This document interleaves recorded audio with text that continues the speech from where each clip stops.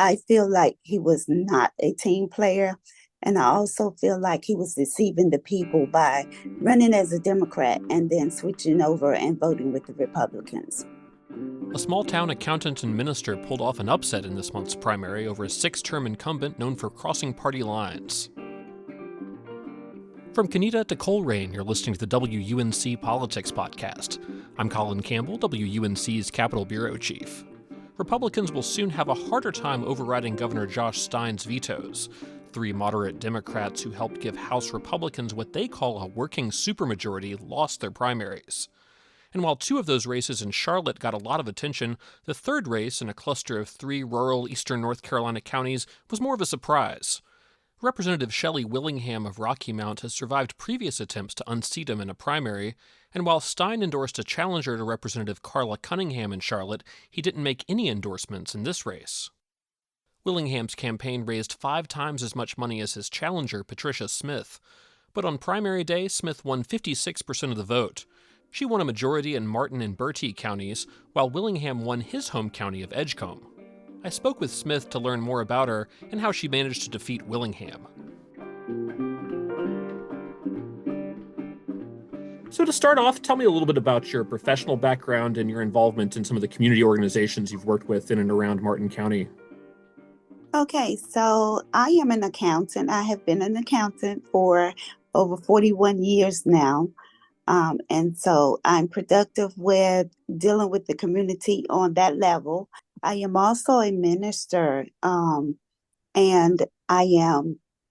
have been a minister for over 20 some years now. And so I'm very active into the community. I am part of the Martin County Democratic Party organization.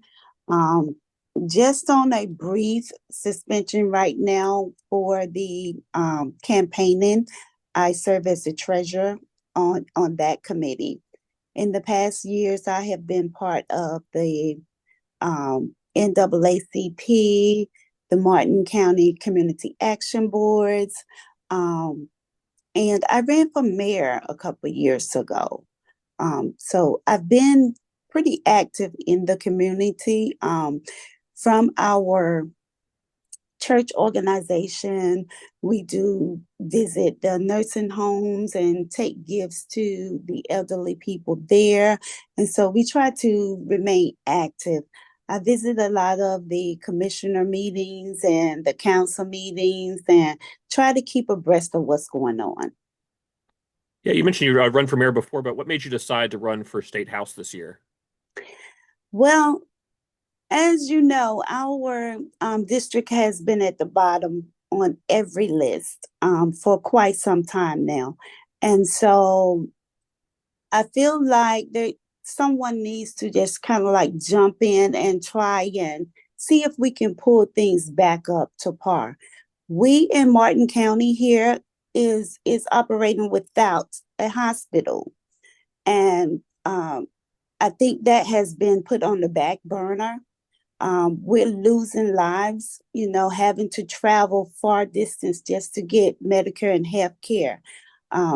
Dealing in my profession, I see that there's a lot of people that are dealing with the fact that the insurance premiums have gone up. They can't afford the insurances. And so people ask me all the time, is there anything out there to help? So I took this opportunity to be able to try to help service our people in that area, to find out exactly what is going on. Why are we at the bottom on every list? Yeah, as you note, the district is 3 of the lower wealth counties in eastern North Carolina. What do you think the legislature needs to do to help improve the local economy in your area of the state? Well, first of all, we got to get a budget. We have to get a budget. I think that there is money there. There has been money over the past years that has been allotted. It just has not been sent to our area. Yeah, I've reported some on the effort to reopen Williamston's hospital, which you mentioned. I know we're talking to the county manager down there in Martin County. He says the big ask is to get some state funding in there to help ECU Health with their plan to reopen that facility. Is that a big priority for you if you're elected to try to get that funding across the finish line so that project does come to fruition and the hospital comes back into action? Absolutely. We need a hospital. We need a hospital. And I don't know if everybody knows, but our urgent care facility that we had here shut down. And then it reopened, but just through tele doctors. So that's not going to help us any. So absolutely, we need a hospital here. I know your primary got a lot of attention outside the district because the incumbent Representative Shelly Willingham was known for occasionally voting with Republicans on veto overrides. I'm curious if that was something that you brought up in your campaign for this seat, that the incumbent was sort of crossing party lines on a fairly regular basis. Yes, yes. Um, I feel like he was not a team player. And I also feel like he was deceiving the people by running as a Democrat and then switching over and voting with the Republicans. Yeah, did you, as you talked to voters, was that sort of a concern that they'd seen him sort of cast the deciding vote on some of these big state issues that helped the Republicans override Governor Stein's vetoes? Yes, they were, a lot of them were really concerned about that. They were disappointed, and some of them just say they were just plain sick of it. Yeah, I'm curious to hear some of your thoughts on some of the bills that got a lot of attention where that did dynamic did take place. Most notably, I think the one where he was the only Democrat who voted with Republicans was on allowing some private school employees to carry concealed guns on campus. Is that something that came up in your campaign at all? Absolutely.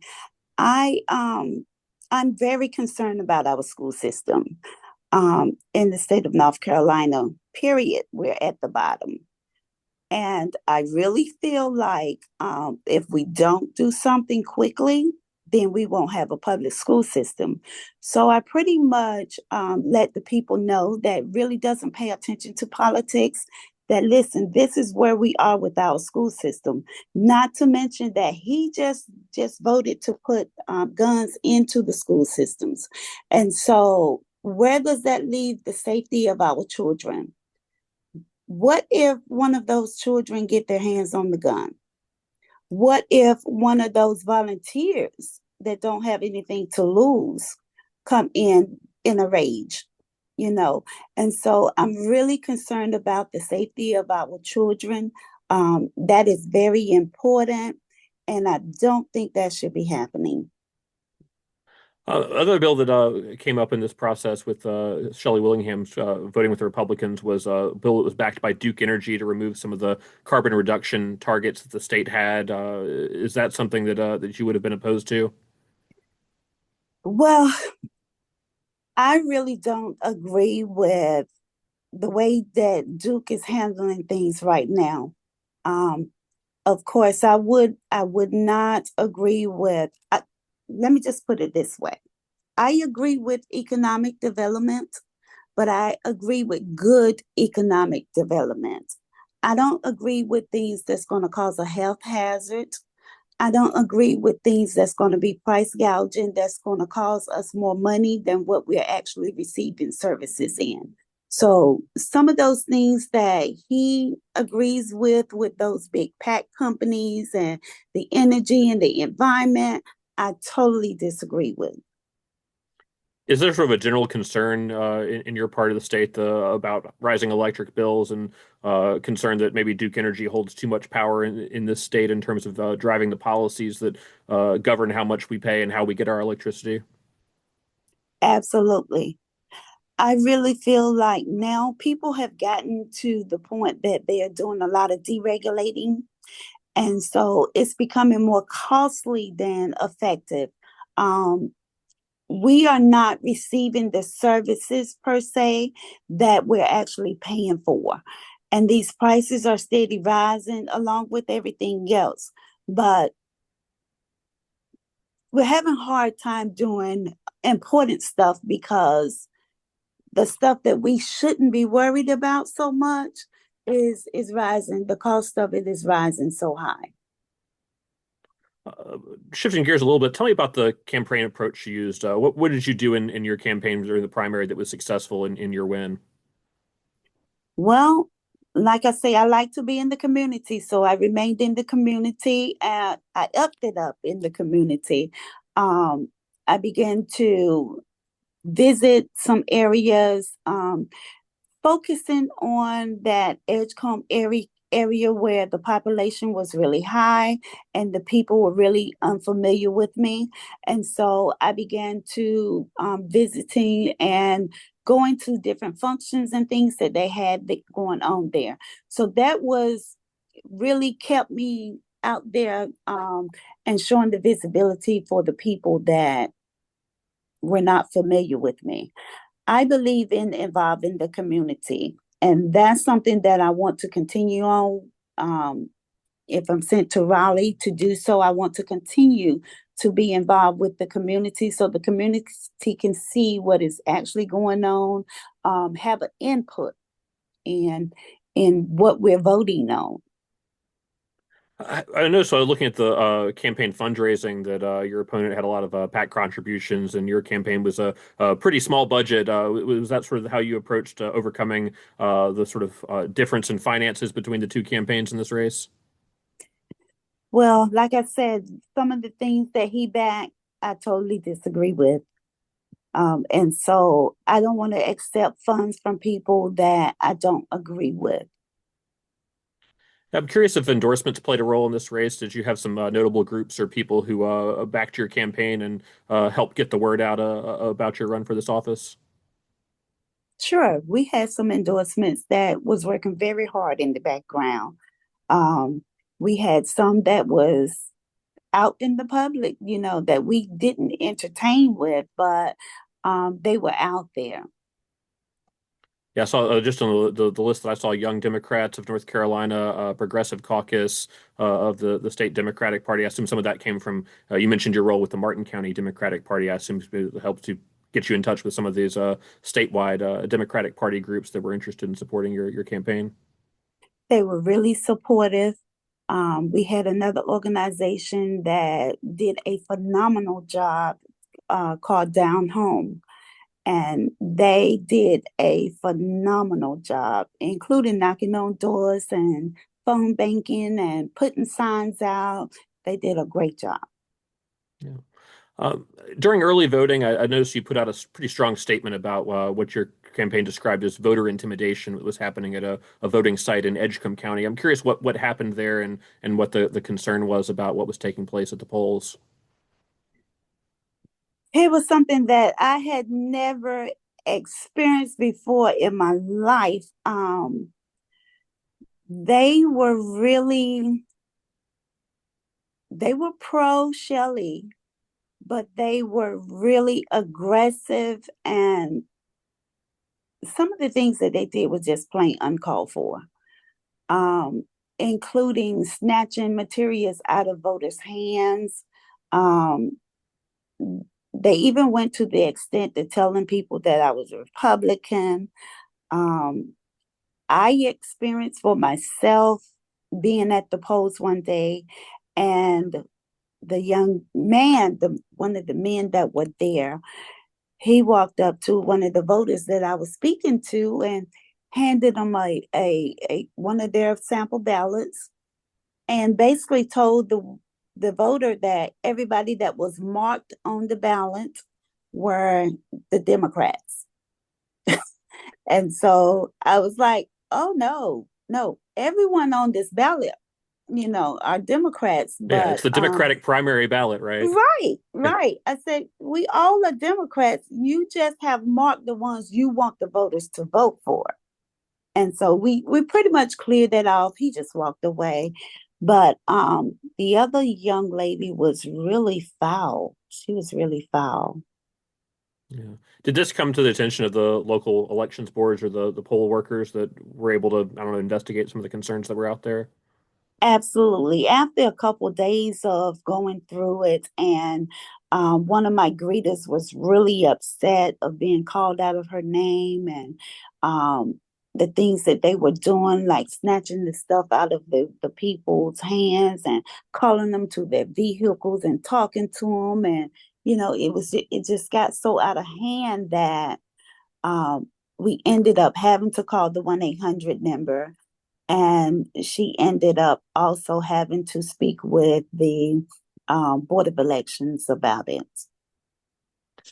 Well, looking ahead, you do have a Republican opponent in November, so your campaign is obviously far from over. But as you sort of bring your message out to the broader electorate beyond just folks in the Democratic primary, what do you see as some of the big focus areas that you'll be talking about between now and November in this election? But we're going to continue to let the people know that we're on the bottom of the list. Our main important issues right now is that the fact that we're about to lose our education system, and the healthcare. I'm really concerned about the healthcare accessibility and affordability for the healthcare. I want jobs to be closer to home with better pay. I want these small businesses to be able to thrive, and so that we can bring this money back into the communities. In order for us to do that, we have to bring this stuff back up to par where it needs to be. Patricia Smith is the winner of the Democratic primary for State House District 23 in Edgecombe, Martin, and Bertie counties. Thanks so much for speaking with me. Thank you. And that's it for this week's episode. If you have any feedback on the podcast or ideas for future topics, feel free to reach out to me. I'm on Blue Sky and X at Raleigh Reporter, or you can contact me through our website, WUNC.org. I'm Colin Campbell. Thanks for listening.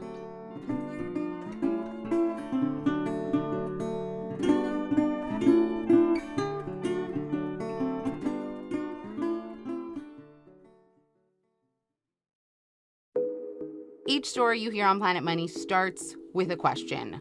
What happens if we refund tariffs? Why are groceries so expensive? At NPR, we stand for your right to be curious, because the forces shaping our world can be hard to see. Follow NPR's Planet Money wherever you get your podcasts and start seeing how the economy really works.